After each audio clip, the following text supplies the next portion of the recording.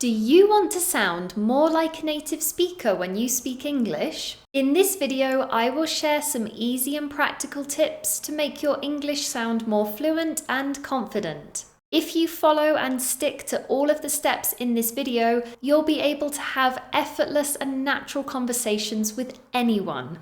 So let's get started with top tip number 1 to sound like a native speaker. Tip number 1 is to master everyday phrases. This means being confident using phrases that native speakers use all the time in certain situations. These might be casual phrases like "no worries," "what's up," or "sounds good." It could be that instead of saying "I don't understand," you say "I don't get it." This is more natural and more like what a native speaker might say in a casual situation. Now, the best way to learn these phrases is to group them into categories. For example, phrases to give your opinion, phrases to agree or disagree, or to ask for help. If you group them into categories and then work on building a list which you review regularly, this will help you to build up a bank of natural, everyday phrases that you can use when you're in those situations. If you'd like to learn some phrases like this but you don't know where to start, I have made a playlist of videos which focuses on different phrases that native speakers use in certain situations. So why not check out that playlist after this video? I'll link it in the description below. Top tip number 2 to sound more like a native speaker is to use connected speech. Connected speech is a feature of pronunciation that happens when we are speaking fluently and naturally. Connected speech happens at the boundaries between words, where if we are speaking at a natural pace, they will often become blurred, joined together, or change slightly in the way they sound. Let me give you some examples of what I mean by this. The first example is want to. Very often when we are speaking, instead of saying I want to do something, we'd say I wanna. This is usually for casual or informal conversation with friends or family members. For example, instead of saying I want to go to the cinema tonight, which is fine, you might hear instead I wanna go to the cinema tonight. Did you hear in the first example I said want to? But the second time I said wanna? Another example would be going to. Instead of saying I'm going to watch a film tonight, which is fine, you might hear people say I'm gonna watch a film tonight. See that we've replaced going to with gonna. Another example happens with the words did you. Instead of saying did you pick up some milk, you might hear did ya. Did ya pick up some milk? So you see that the words join together and change the way they sound. Instead of did you, it's did ya. Remember, these types of features of connected speech tend to be in more informal or casual situations. Try not to speak like this if you're in a professional setting or a business meeting where you need to sound more formal. Another thing that tends to happen when we're speaking fluently is that we link certain sounds together. Now, if you want to learn more about this, I've made a video that explains what happens and how you can identify this and even apply it to your own speaking. Once again, I'll link that video for you in the description so you can check it out after this one. Top tip number 3 is to practice intonation and stress. If you want to sound more natural when you're speaking English, it's essential that you pay attention to your use of stress and intonation. Intonation is like the melody of the language, the way our voice goes up and down. Stress is the emphasis you give to certain sounds or syllables within the sentence that hold more importance. In English, stress and intonation are very important ways of communicating our meaning or intention behind our words. So if you want to sound more like a native speaker, this is something that you need to master. Let's look at some examples of how stress and intonation are used in natural English. When we ask a yes or no question, our intonation rises or our voice rises. For example, are you coming? Hear how my voice rises at the end of that question? Are you coming? For general statements, our intonation tends to go down at the end, but we do use stress to emphasize important words. For example, I'm so excited.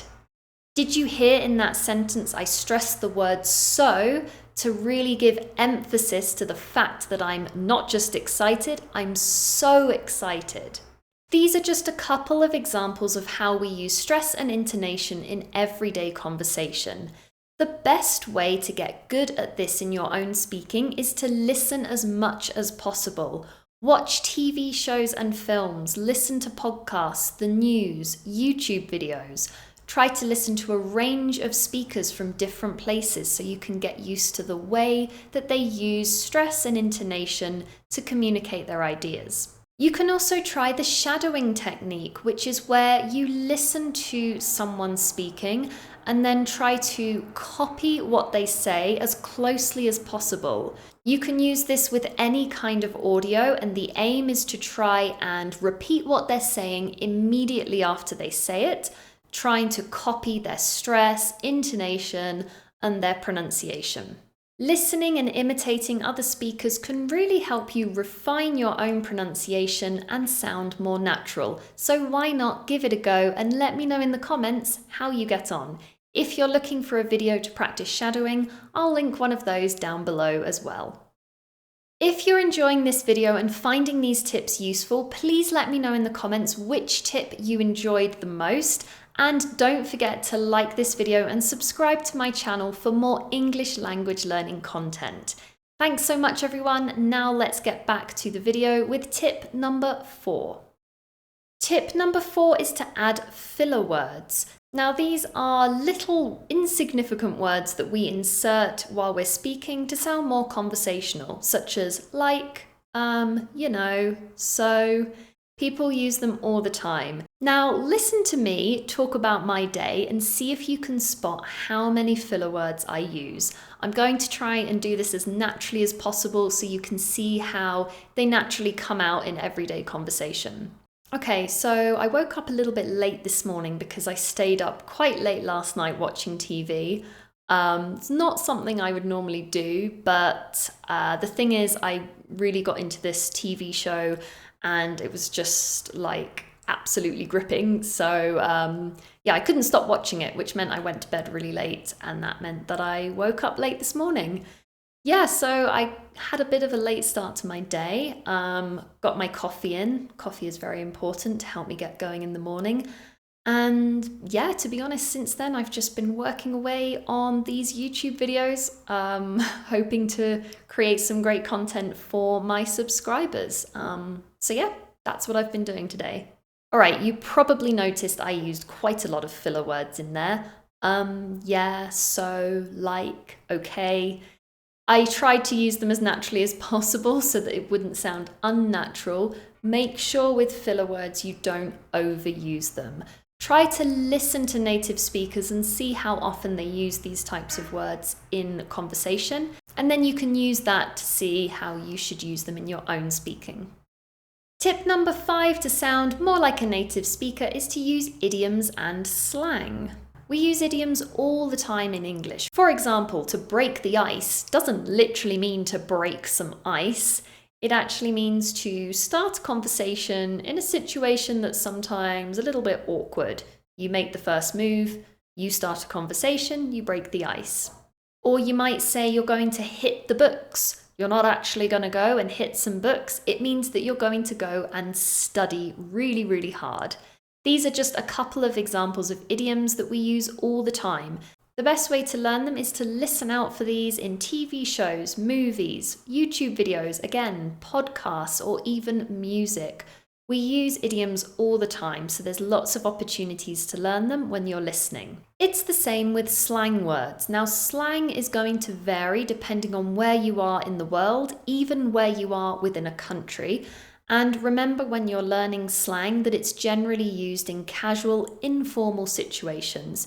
It usually isn't appropriate for a professional setting, so when you learn a new slang word, make sure you know how and when to use it appropriately. Tip number 6 is probably one of the most important steps you can take to sound more like a native speaker, and that is to immerse yourself in English. Immersing yourself in English means trying to make it part of your day as much as possible. listen to music, podcasts, videos, watch TV, watch movies, read books, even change your phone or any device you have into English. If you come into contact with English throughout the day, it will give you a chance to put into practice everything we've talked about in this video. You can listen and notice stress and intonation. You can try the shadowing technique. You can even learn new idioms and slang phrases.